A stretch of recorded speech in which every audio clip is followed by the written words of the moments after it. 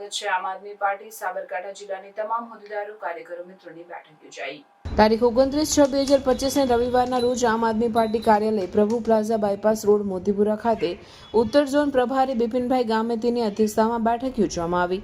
આ કાર્યક્રમમાં જિલ્લા પ્રભારી નિર્મલસિંહ પરમાર, હિંમતનગર તાલુકા પ્રમુખ પુંજાભાઈ પરમાર, હિંમતનગર પ્રભારી રમેશભાઈ એડવોકેટ, તમામ વિધાનસભાના હોદ્દેદારો કાર્યકરો ખૂબ મોટી સંખ્યામાં હાજર રહ્યા હતા। જિલ્લામાં સંગઠનને વધુ મજબૂત કરવા માટે ચર્ચા વિચારણા કરવામાં આવી હતી। રિપોર્ટર ગોવિંદભાઈ સુતરિયા, હિંમતનગર। છેલ્લા 3 મહિનાથી એમનો જે પ્રચાર હતો, આખા ગુજરાતના શ્રેષ્ઠ કાર્યકરો જે કામે લાગ્યા હતા અને પૂરી દિલ્હીના 300 માણસો તે કામગીરી કરી અને આ વિસાવદરની સીટ 17,581 વોટે જીતાડી। એ બદલ પહેલા સૌ એમને ગોપાલભાઈને અને આમ આદમી પાર્ટીને અભિનંદન આપું। કેમ કે આમ આદમી પાર્ટી એક એવા ટ્રેક પર ચાલતી હતી કે નથી સ્પીડ કે નથી બેકઅપ, વચ્ચે રોકાઈ ગયેલી હતી અને અરવિંદ કેજરીવાલજી અને સુધાનભાઈ તમામ પ્રયત્ન કરી રહ્યા હતા, પૂરી ટીમ પ્રયત્ન કરી રહી હતી, પણ એવું કોઈ સોર્સિસ આમ આદમી પાર્ટીને નહોતું મળતું કે જે આપણે દિલ્હી ચૂંટણી હારી ગયા હતા એના પછી ઘણું લેવલ નીચે ગયું। એટલે આપણે ખાસ કરીને અત્યારે જે ઉર્જા આવી છે એ ઉર્જા વિપક્ષ તરીકે ગુજરાતની 6.5 કરોડ જનતા ઈચ્છે છે। વિપક્ષ તરીકેની ભૂમિકા કોંગ્રેસ બજાવી શકે એવી પરિસ્થિતિમાં નથી, એ તમે 30 વર્ષથી જોયું છે।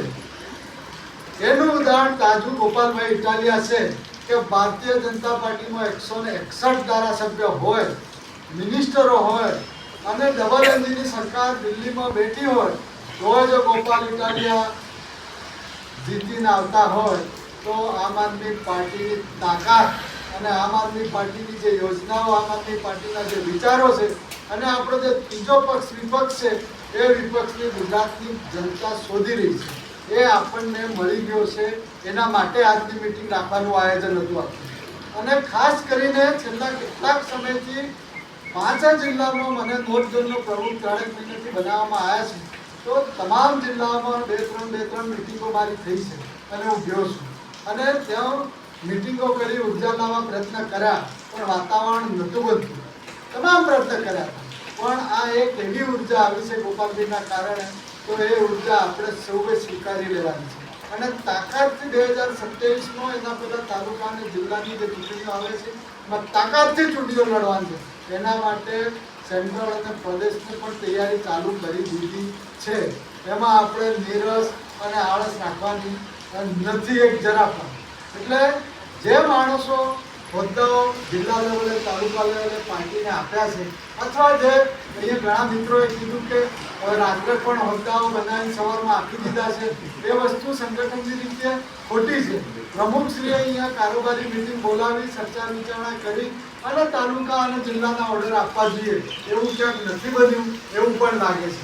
અહીંયા પઠાણ સાહેબે કીધું કે વિજયનગરમાં આવી પરિસ્થિતિ છે, તો વાત સાચી છે કે વિજયનગરમાં આપણા જે પ્રમુખ હતા એ મોડિયા, એમને પેરાલિસિસ થઈ જતા, એ માણસ અત્યારે થોડાક પરિસ્થિતિ થોડી એમની ખાટલામાં છે અને બીજા આપણા જે પ્રમુખ મૂક્યા છે એ મરજી મુજબ એમની ઈચ્છા આવે।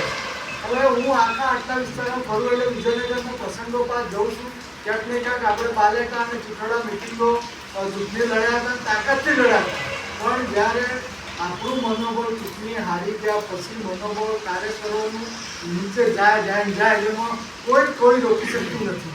એમાં મારું પણ મનોબળ નીચું ગયું, પણ જ્યારે ધારાસભ્ય ચૂંટાઈ ગયો ત્યારે બધા જ માણસો એ તરફ જતા એ તરફ વળતા, બીજેપી પાટું લેવાનું ત્યાં જઈએ એવું વિચારતા।